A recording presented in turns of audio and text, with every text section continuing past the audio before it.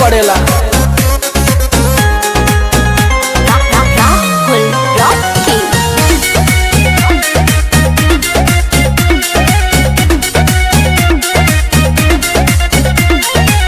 चैती बयरिया मचौले बतबाही, लस लस देह करे आवेला जम्हाई। चैती बयरिया मचौले बतबाही, लस लस देह करे आवेला जमाही। कैसे बताई कैसे जाके दुख अपन राजा हम बखानी, और कैसे जाके दुख अपन राजा हो बखानी।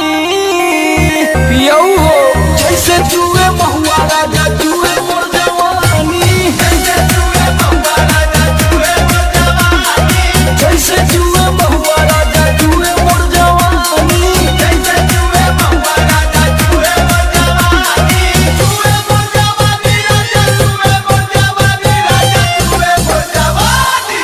हाय रे गरमिया छोड़ाई देला पानी, हाय रे गरमिया छोड़ाई देला पानी, जैसे जुए महुआ राजा जुए मोर जवानी, जैसे जुए महुआ राजा जुए मोर जवानी।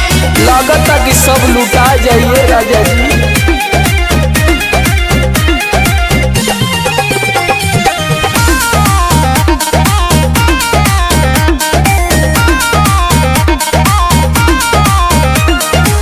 बहरा में राजा करता ड्यूटी, सगरो बिगड़ जाता हमरो नु ब्यूटी।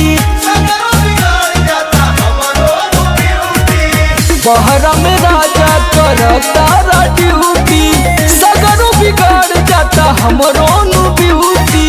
नाश होता राजा जी।